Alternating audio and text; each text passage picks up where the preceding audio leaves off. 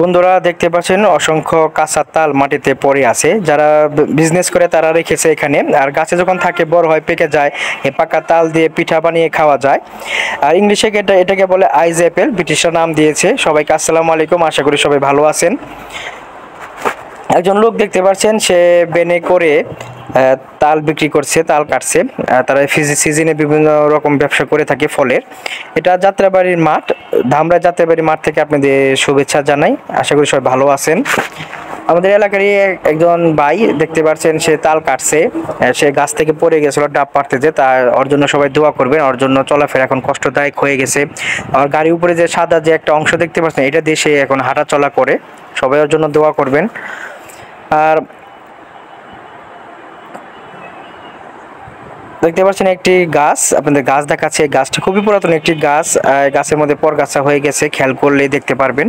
কোথাও কিন্তু গাছ নেই, অনেক প্রচন্ড গরম বাংলাদেশে। যারা ভ্যান চালায় তারা এখানে বসে থাকে, জায়গাটা ছায়া, রেস্ট করে মাল বা বিভিন্ন দোকান থেকে মাল নিয়ে বিভিন্ন জায়গায় তারা ক্যাব নিয়ে যায়। একজন লোক ধারালো দায়ের সাহায্যে তাল কাটছেন। এই যে সাদা অংশটা দেখতে পাচ্ছেন, এটাকে গ্রাম বাংলায় বলে চোখ, শুদ্ধ ভাষায় বলে কোয়া।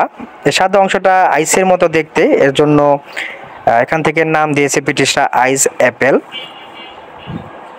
তাল গাছ থেকে তাল পাড়া খুবই কঠিন একটি ব্যাপার। যারা তাল গাছ দেখেছেন জানেন, তারা বিশাল বড় একটি বাঁশের সাহায্যে তা তাল গাছে উঠে থাকে। আর তাল গাছের যে ডাল, এটা খুবই ধারালো এবং ব্লেডের থেকে ধারালো, এবং এখানে জায়গাটাও খুবই চাপা। যদি কোনো কিছু হয়, যা গাছ থেকে পড়ে আসার সম্ভাবনা থাকে। খুবই রিস্ক একটি কাজ।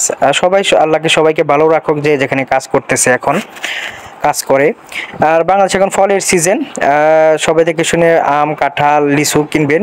অসাধু ব্যবসায়ী মেডিসিন দিয়ে বেশি লাভের জন্য তাড়াতাড়ি ফলটি পাকায়।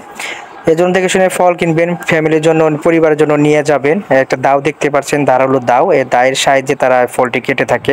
ছোট্ট একটি ব্লগ আপনাদের সাথে শেয়ার করলাম, আপনাদের তাল দেখালাম। বাংলাদেশি ফল এটি, ফলের সিজনে একমাত্র এগুলো তালটা দেখা যায়। সবাই ভালো থাকবেন, সুস্থ থাকবেন। আসসালামু আলাইকুম।